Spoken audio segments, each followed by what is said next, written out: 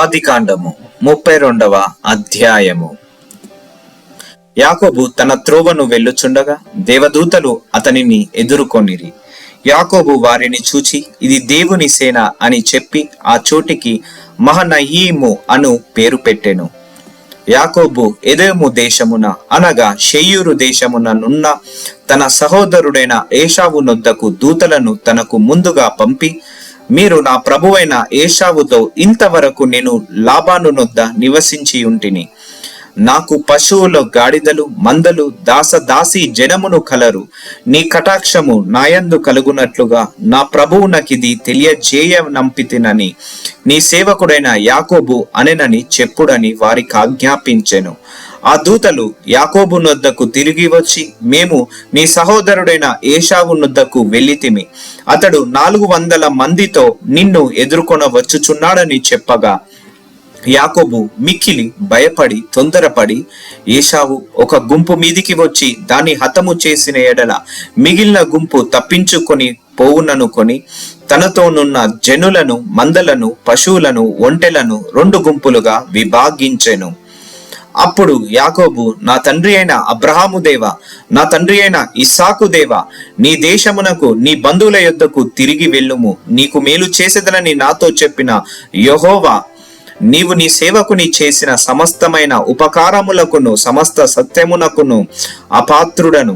ఎట్లనగా నా చేతి కర్రతో మాత్రమే ఈ యోర్దాను దాటి తిని, ఇప్పుడు నేను 2 గుంపులైతిని. నా సహోదరుడైన ఏశావు చేతి నుండి దయచేసి నన్ను తప్పించుము. అతడు వచ్చి పిల్లలతో తల్లిని నన్ను చంపునేమో అని అతనికి భయపడుచున్నాను. నేను నీకు తోడై నిశ్చయముగా మేలు చేయుచు విస్తారము గల అవుట వలన లెక్కింపలేని సముద్రపు ఇసుక వలె నీ సంతానము విస్తరింపజేయుదునని సెలవిచ్చితివే అనెను. అతడు అక్కడ ఆ రాత్రి గడిపి తాను సంపాదించిన దానిలో తన అన్న అయినను ఏశావు కొరకు ఒక కానుకను అనగా 200 మేకలను, 20 మేకపోతులను, 200 గొర్రెలను, 20 పొట్టేళ్లను, 30 పాడి ఒంటెలను, వాడి పిల్లలను, 40 ఆవులను, 10 ఆబోతులను, 20 ఆడు గాడిదలను, 10 గాడిద పిల్లలను తీసుకొని మందను వేరుగా తన దాసుల చేతి కప్పగించి, మీరు మందకు నడుమ ఎండమంచి నాకంటే ముందుగా సాగిపోండని తన దాసులతో చెప్పెను. మరియు వానితో, నా సహోదరుడైన ఏశావు నిన్ను ఎదుర్కొని, నీవెవరి వాడవు, ఎక్కడికి వెళ్ళిచున్నావు, నీ ముందరనున్నవి ఎవరివని నిన్ను అడిగిన ఎడల నీవు, ఇవి నీ సేవకుడైన యాకోబువి, ఇది నా ప్రభువైన ఏశావు కొరకు పంపబడిన కానుక, అదిగో అతడు మా వెనుక వచ్చుచున్నాడని చెప్పుమని ఆజ్ఞాపించెను. నేను ముందుగా పంపుచున్న కానుక వలన అతనికి సమాధానపరిచి తరువాత నేను అతని ముఖము చూచెదను.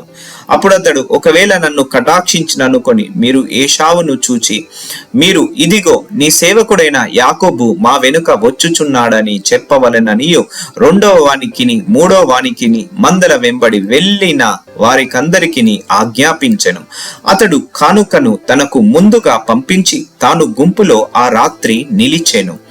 ఆ రాత్రి అతడు లేచి తన 2 భార్యలను, తన 2 దాసీలను, తన 11 మంది పిల్లలను తీసుకొని యబ్బేకు రేవు దాటిపోయెను.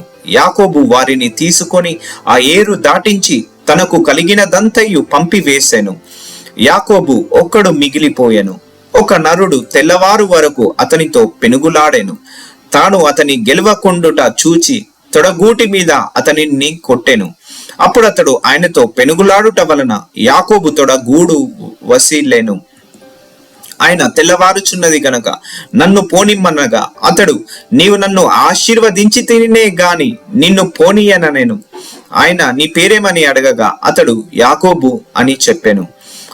అప్పుడు ఆయన, నీవు దేవునితోనూ మనుషులతోనూ పోరాడి గెలిచితివి గనుక ఇక మీదట నీ పేరు ఇజ్రాయేలే గాని యాకోబు అనబడదని చెప్పెను. అప్పుడు యాకోబు, నీ పేరు దయచేసి తెలుపుమనెను. ఆయన, నీవు ఎందు నిమిత్తము నా పేరు అడిగితివని చెప్పి అక్కడ అతన్ని ఆశీర్వదించెను. యాకోబు, నేను ముఖాముఖిగా దేవుణ్ణి చూచి తిని ఆయనను నా ప్రాణము దక్కినదని ఆ స్థలమునకు పెనుయేలు అను పేరు పెట్టెను. అతడు పెనియేలు నుండి సాగిపోయినప్పుడు సూర్యోదయం ఆయను.